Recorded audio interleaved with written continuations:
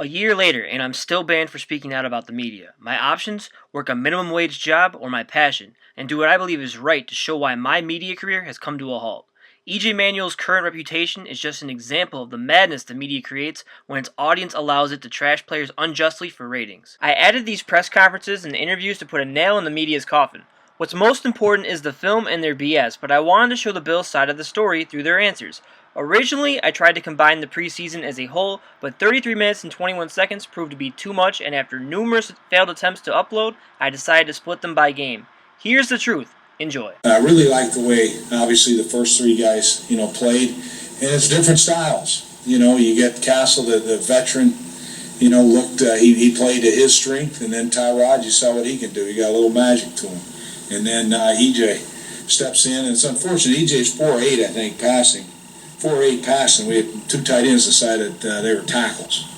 They had to catch the ball, and this is a national football league. You got to catch the football. So I was disappointed with that. Obviously, that would have had some big plays, run after the catch, and unfortunately, we don't execute that. But if that would be the case, EJ would have been 6 of 8, Tyrod 5 of 8, Castle 7 of 8. Tyrod missed. The only misses were all on deep routes, on fade routes. One of them I thought should have been caught.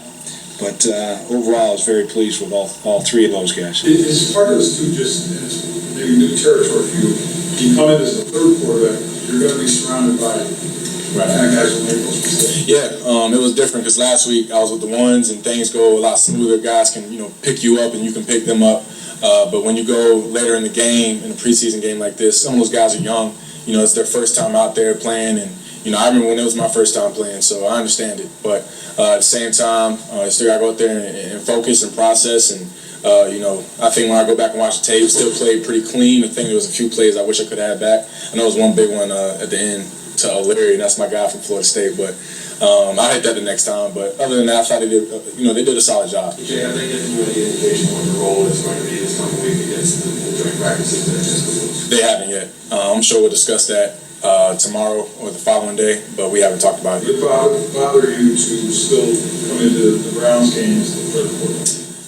If that's what it is, I'm going to go out there and do my best. I can't focus on, hey, if I'm going in second, if I'm going in first, I'm going in third. I can't focus the game differently. I got to go in with the same type of focus and just be ready when I get my opportunity. Rex said Tyrod's going to start the next game. You just said it to us. Do you feel like you'll get a chance to start, or do you feel like you've been given enough of a chance? I'm sure I'll get a chance. Like I said, I started the scrimmage, you know what I mean? So I would say it's a rotation. I started that, Castle went second, now Castle started this one, I went third, Tyrod went second, and so on. So we'll see how it goes, but like I said, I'm not really focused on the rotation. I just focus on knowing once I get in the game, it doesn't matter whether you go first or last, it doesn't matter. You just got to go out there and play well. The back snaps that happen, is that just part of not really having the same center and communication? Yeah. Is it more physical communication? What is it? He's young. Cup does a great job for us, in practice, and obviously when it's your first couple of times out there playing in live action, you just got to slow it down for the younger guys, and that kind of stuff happens. But I was glad we were able to come back and get a score after that. That's a wrap for the Panthers edition. I don't know about the rest of you, but I've had it with the exaggeration from the media. They either don't care who they trash, aren't educated enough, or just too lazy to watch the film. In my next montage, I will include the Browns edition of press conferences to remind the public of what was said. I get that some of you fans became attached to these media members, but you deserve better and there are better options out there.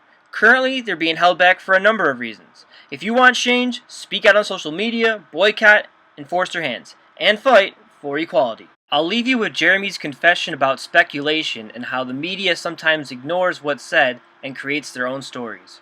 Covering these teams and talking about these teams, if you're a loyal listener or someone that's as obsessed with the teams as we are, because, we do professionally, but even if we didn't, we'd listen to what they said and try and figure it out.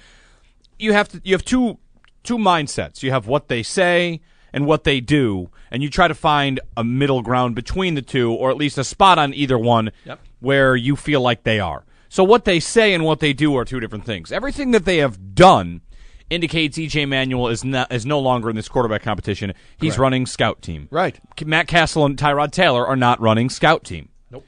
And everything they say is about a fair competition. Everything they say is about, that they're legitimately evaluating this, and they've got hey, EJ played well against Cleveland. I guess. He played well against Cleveland like Ryan Nassib played well against the Bills.